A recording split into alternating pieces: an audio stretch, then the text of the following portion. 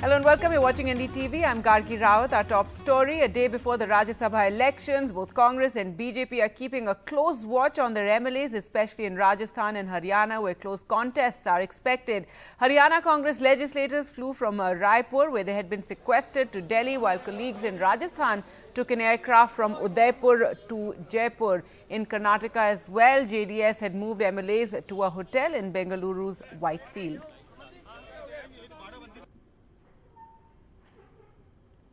So as you can see, it's the final dash ahead of the Rajya Sabha polls. And earlier we also spoke to Harsha on the last-minute calculations. One independent who we are not sure which way he will go. It does seem right now that the Congress does have the numbers. They've come in from Udaipur, moved into another resort on the outskirts of Jaipur. The BJP MLAs are also on the outskirts of Jaipur, and they're only going to come to this Vidhan Sabha right behind me tomorrow morning at 9 a.m.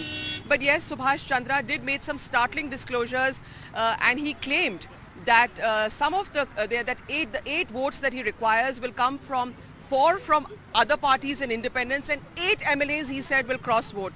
Well, we'll bring you all the news on that tomorrow, right here from the Vidhan Sabha, which is behind me.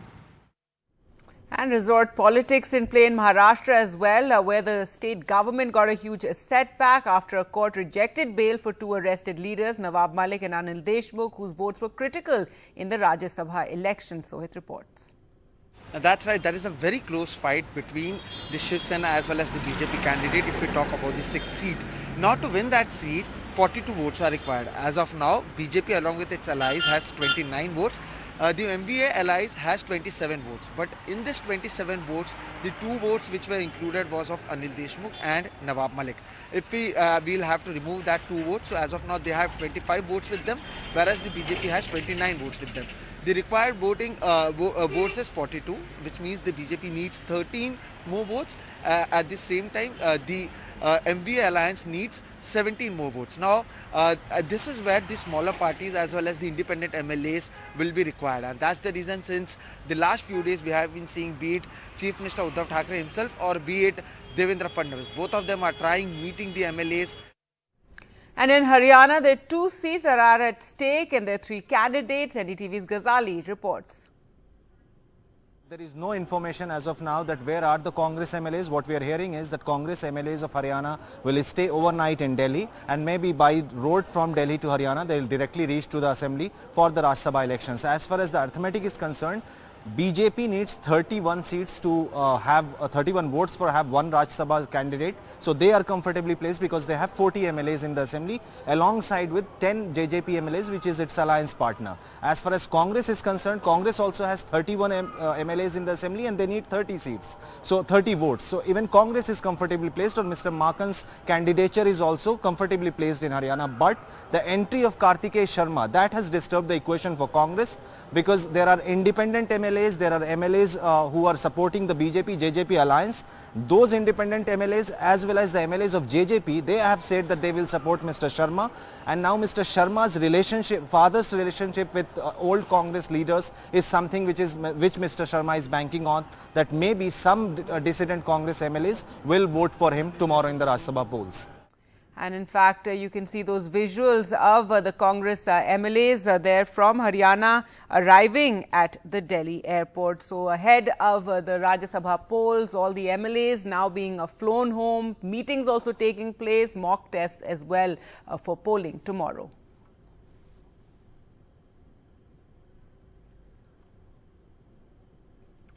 And in Karnataka as well, there has been resort politics. JDS moved its MLAs to a hotel in Bengaluru's Whitefield. Earlier we spoke to Shrija for the latest.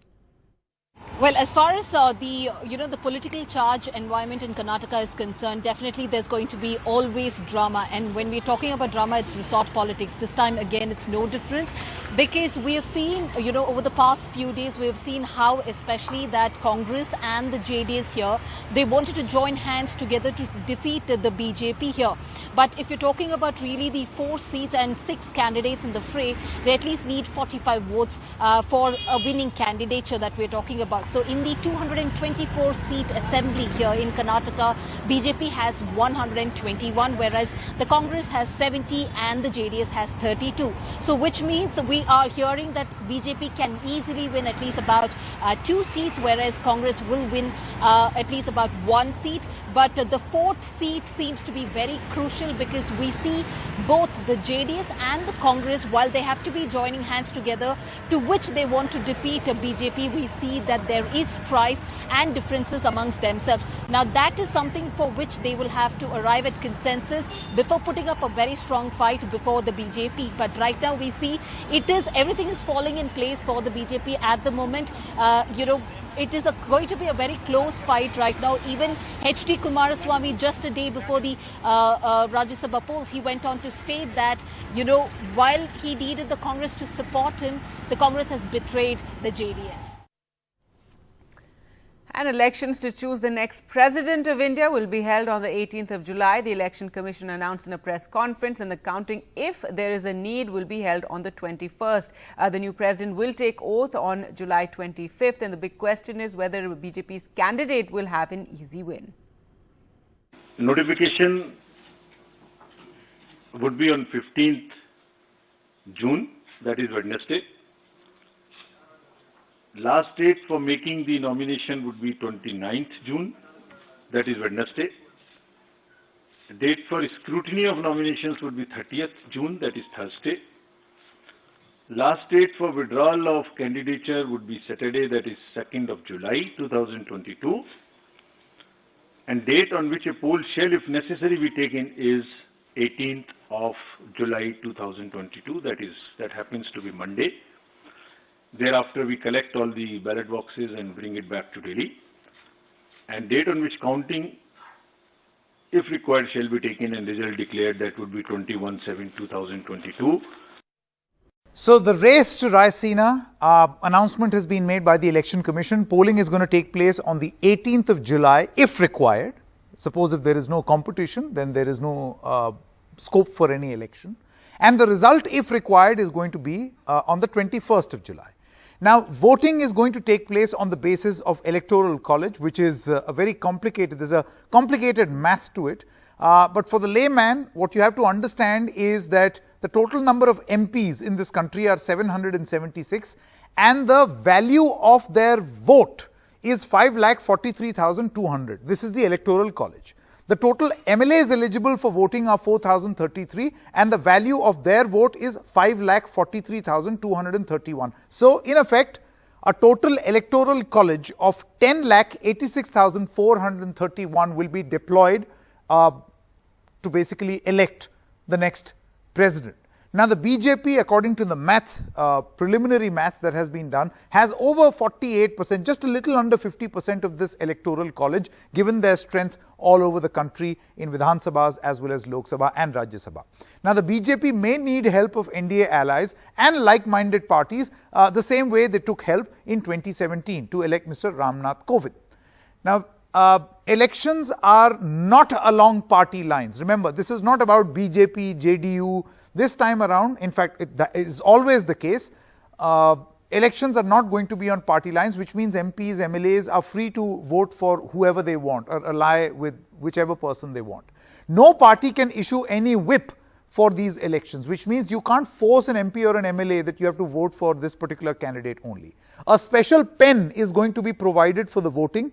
Failure to use that specific pen will declare the vote invalid. Now, why is this important? Because in the past, many incidents have happened where a different pen was used, or there were smudge marks, and many of those votes got disqualified, thus affecting the result. So this time around, the Election Commission has taken made special arrangements. The voting is going to take place in Vidhan Sabha as well as in Parliament building, and special observers have been appointed for each state. Now, days after India faced an unprecedented diplomatic backlash over Islamophobic comments made by BJP spokespersons, the Delhi police filed an FIR against 32 people for hate speeches. Now, this includes the now suspended BJP spokesperson Nupur Sharma, MP Asaduddin Owaisi and journalist Sabah Naqvi. Police say they attempted to disturb the peace with their social media posts, though it's not clear which posts have attracted the FIR. And Owaisi hit out accusing the Delhi police of trying to do a balancing act.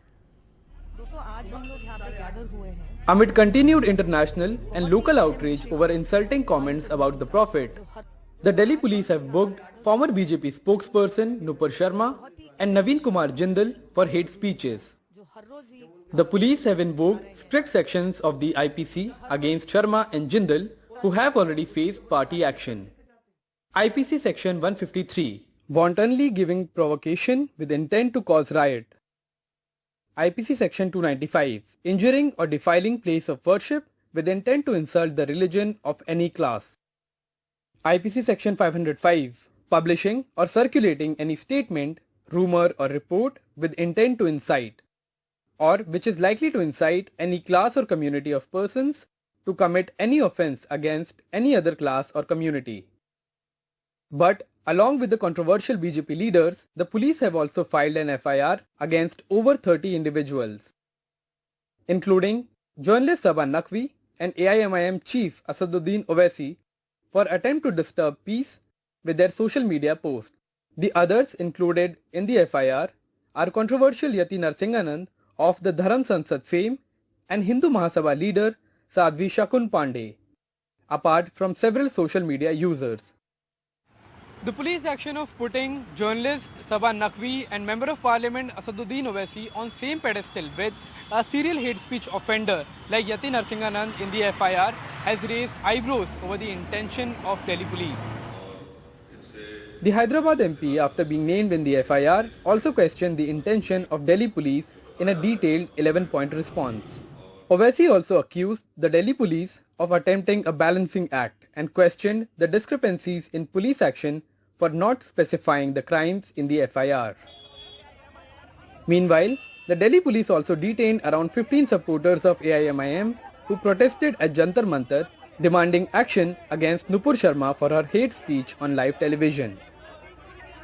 The FIR filed by the Intelligence Fusion and Strategic Operation Unit of the Special Cell of Delhi Police after what it called analysis of social media had no specific mention of the violations of the law by individuals named or the grounds for the FIR. In New Delhi, Akshay Dongre for NDTV.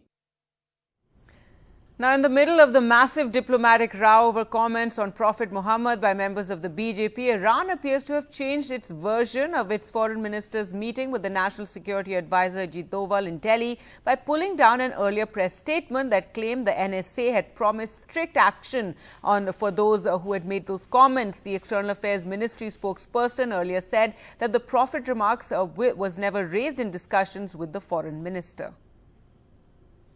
On the issue of External Affairs Minister and the Iran discussions, look, my understanding is that this issue was not raised during that conversation. All right, that was the clarification about the meeting with the foreign minister, though the Iran minister's tweet remains where he said that Tehran and New Delhi agree on the need to respect divine religions and Islamic sanctities and to avoid divisive comments. And now the latest development in the Moosewala murder case. Interpol has issued a red corner notice for Goldy Brar, who had claimed responsibility for the murder. Let's go across to Neeta for more. Neeta, what are the details?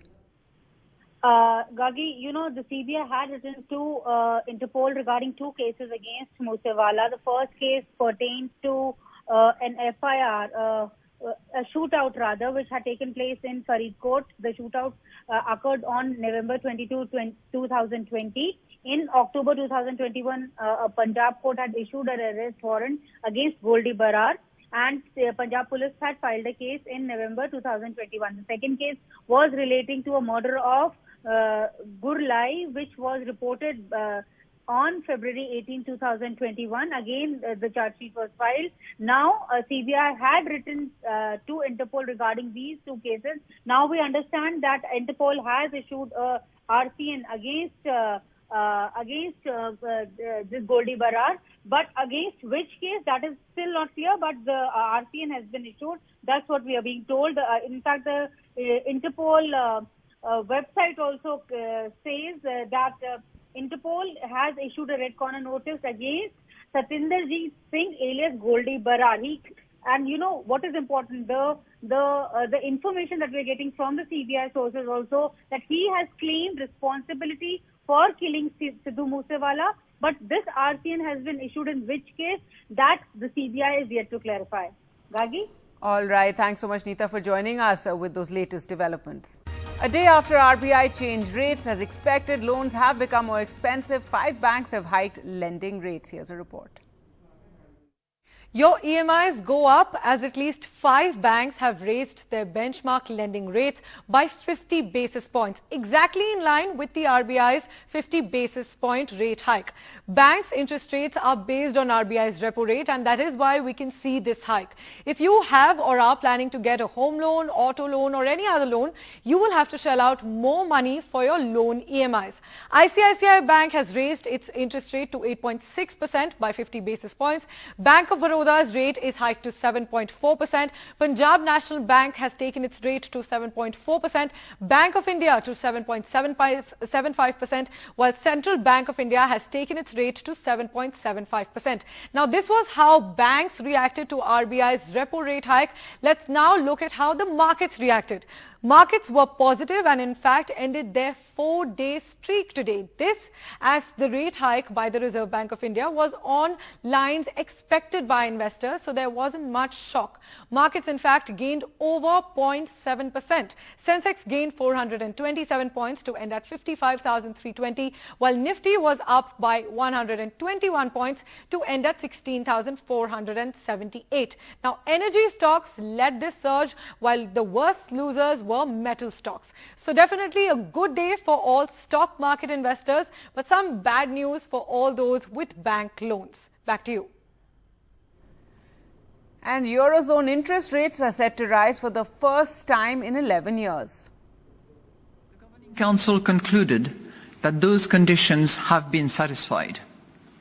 Accordingly, and in line with our policy sequencing, we intend to raise the key ECB interest rates by 25 basis points at our July monetary policy meeting.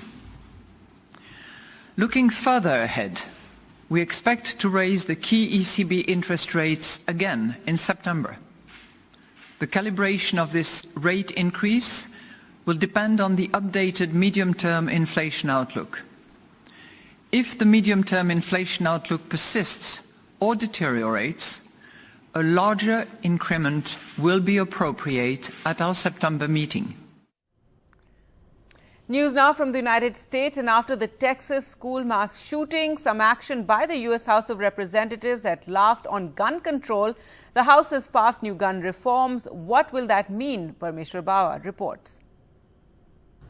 The U.S. House has endorsed some of the most aggressive gun control measures taken up in years, as Washington seeks to mount a tough response to recent high-profile mass shootings. On this vote, the yeas are 223, the nays are 204. The bill is passed. Without objection, a motion to reconsider is laid upon the table. The U.S. House voted 223 to 204 on a package of 8 bills on the table. Besides the minimum age measure and the ban on high-capacity magazines, the House legislation also includes proposals that would create new safe storage requirements for gun owners, a crackdown on gun trafficking, and expanding background checks. While 5 Republicans joined most Democrats in backing the legislation, 2 Democrats voted no. The push comes after a House committee heard wrenching testimonies from recent shooting victims, including an 11-year-old girl who covered herself with a dead classmate's blood to avoid being shot inside her school.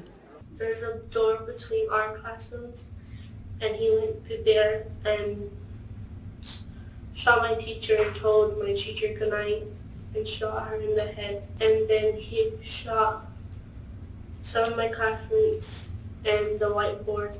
When I went to the barracks, he shot my friend that was next to me, and I thought he was going to come back to the room, so I grabbed the blood and put it all over me. This new legislation has almost no chance of becoming a law as the Senate pursues negotiations focused on bolstering school security, improving mental health programs and enhancing background checks instead of acting on gun control.